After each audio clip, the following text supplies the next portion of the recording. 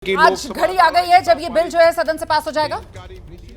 मैं कह सकता हूं कि और ये भी कहता हूं कि सभी ये सर्वसम्मति से पारित हो, ये हमारी अपेक्षा है, विपक्ष से भी है कि आप मुसलमानों, गरीब मुसलमानों के हित में और सभी वर्गों के हित में जो ये बिल आज संसद में विपक्ष तो आपकी नियत पर सवाल उठा रहा है ना। नहीं, विपक्ष, मैं यही तो कह रहा हूं कि निश्चित रूप से जो चर्चा होगी उससे और उनका एक बार विचार करने का उनको और मौका मिलेगा कि ये जो बेवजह की अराजकता फैलाना, झूठ बोलना, प्रोपोगंडा, इस पे कहीं ना कहीं वो लगाम लगाएं और गरीब मुसलमानों के हित में, देश के हित में, राष्ट्र के हित में इस बिल का समर्थन करें और सर्वसम्मति से इसको पारित करें, क्योंकि ये सभी के। और एक बात और कह दूं कि अभी कांग्रेस के प्रवक्ता एक बड़ी झूठ बोलकर यहां से चले गए। जैसा कि राहुल गांधी झूठे साबित हुए हैं कोर्ट के माध्यम से, वैसे ही झूठ उन्होंने बोला कि ट्रिब्यूनल में जो मामले हैं 40,000, ये सारे देश के सब ट्रिब्यूनलों का है। ऐसा नहीं है, ये अल्पसंख्यक मंत्रालय की रिपोर्ट है और शिया और सुन्नी बोर्ड के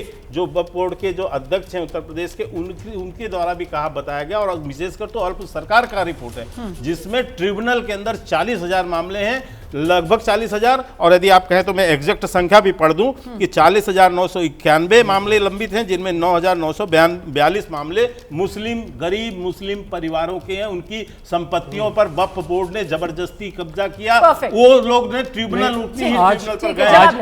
दूसरी बात एक और कह देता हूं, मात्र जो बार बार अडानी, ये जो झूठ बोला जाता है, मैं केवल 2 उदाहरण बताता हूं। तमिलनाडु के अंदर एक 1500 साल पुराना हितैषी बन रहे हैं मुसलमानों के। ये वही लोग हैं जो मुसलमानों को कहते थे कि कपड़े से पहचान लेते। मैं एक बार फिर से लोकसभा लेकर चलती हूँ, वहां पर बिल पेश हो रहा है। मुसलमान वक्फ निरसन विधेयक 2024, माननीय मंत्री किरण रिजिजू जी।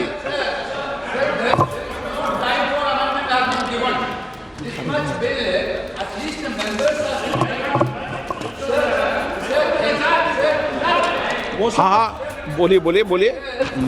This type of bill, when you are bringing it to the house, at least the members has to have the power to give amendments. Yesterday, what happened, sir? This bill has been brought into the notice of member only around afternoon. Then the amendment time will be ceased till 3:30. Then how can the members move amendments, sir? This is basically, you are actually bulldozing the legislation, sir. This type of legislation bulldozing is not happening in this house, sir. Sir, members has to go. Why that, sir? You need to give time for amendment, sir. Sir, there are several provisions to be given amendment. There is no time at all. Okay. आप सुनिए, आप बैठिए, एक विषय मैं दे दूं। माननीय सदस्यगण, मैंने सभी जो गैर सरकारी माननीय सदस्यों के जो भी संशोधन प्रस्ताव थे वह और सरकारी संशोधन प्रस्ताव दोनों को बराबर का समय दिया है।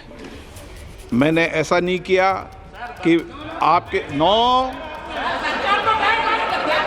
मैंने सबको, मैंने जितना भी समय गैर सरकारी संशोधन को दिया है उतना ही समय सरकारी संशोधनों को दिया है। मैंने दोनों में कोई अंतर नहीं किया गया है। मंत्री जी को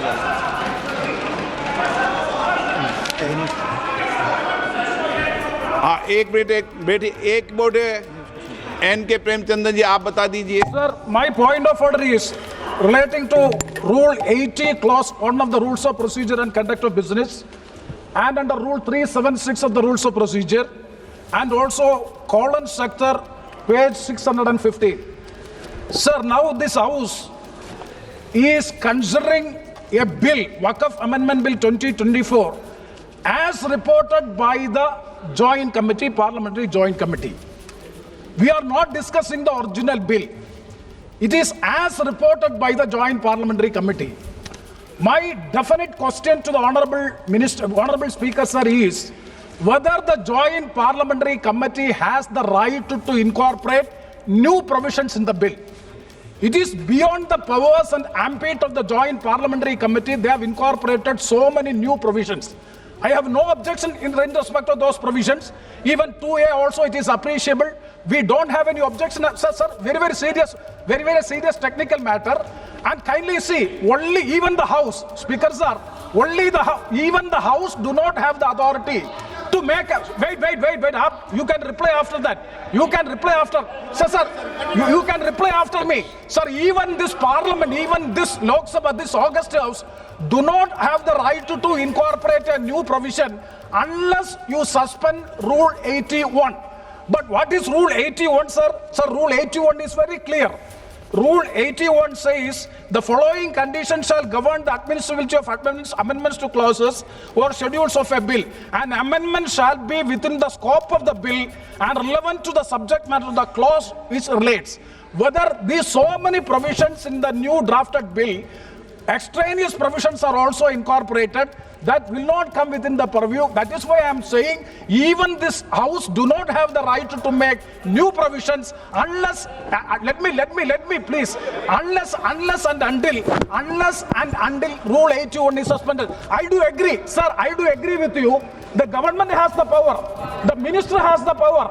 The minister has the power to move amendments, and also they can recommend. Joint Parliamentary Committee can recommend, but they cannot come with new provisions as a newly drafted bill for which there is no right. Okay, Sir, I am quoting Kaulan sector. Very important. मैंने पढ़ लिया आपका, मैं व्यवस्था दे रहा हूँ, पहले गृह मंत्री जी बताएंगे. हो गया वो, मैं व्यवस्था दूंगा, पहले गृह मंत्री जी बताएंगे, फिर व्यवस्था.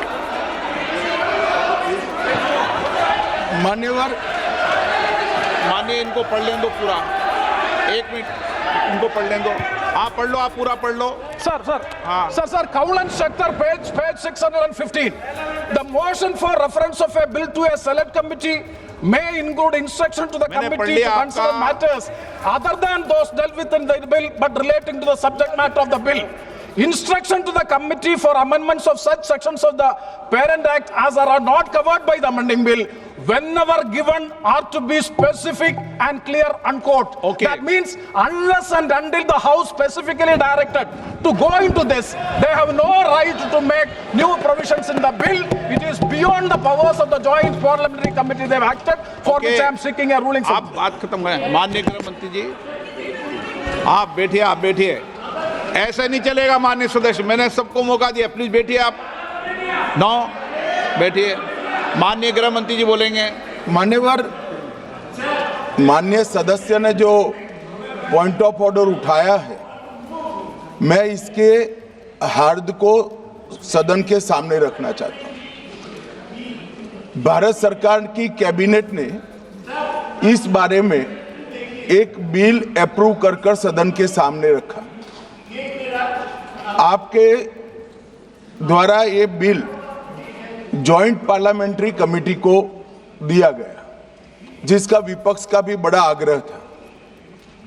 कमेटी ने इस पर सुविचारित रूप से अपना मत प्रकट किया.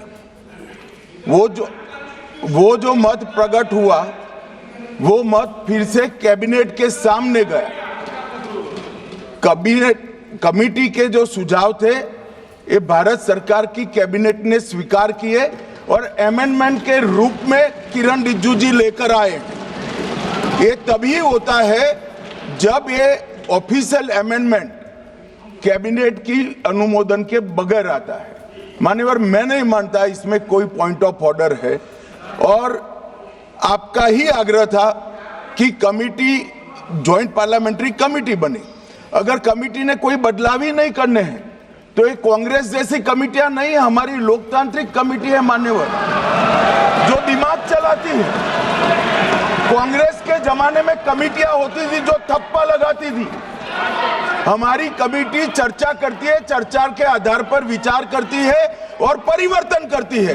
अगर परिवर्तन को स्वीकार ही नहीं करना है तो कमेटी काहे को लिए है भाई?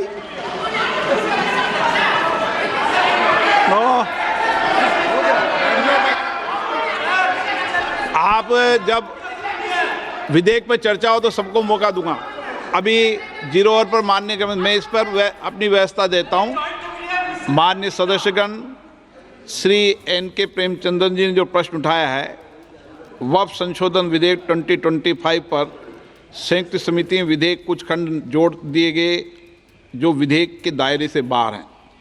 इस विषय पर मैं माननीय सदस्यों का ध्यान कौल और शब्दों द्वारा रचित संसदीय पद्धति और प्रक्रिया की ओर आकर्षित करना चाहता हूं कि संयुक्त समिति की किसी भी विधेयक में संशोधन करने की शक्तियां बड़ी व्यापक और विस्तृत है। समिति किसी भी विधेयक में पूर्ण रूप से संशोधन कर सकती है या उसको पूर्णतः नया प्रारूप तैयार कर सकती है तथा विधेयक के सिद्धांत में परिवर्तन किए बिना उसका पूरा नाम और संक्षिप्त नाम भी बदल सकती है। इस प्रकार समिति किसी विधेयक में नए उपबंध सम्मिलित कर सकती है तथा विधेयक की व्याप्ति की समिति कर सकती है। विगत में कई संयुक्त समितियों ने विधेयकों में ऐसे संशोधन किए हैं।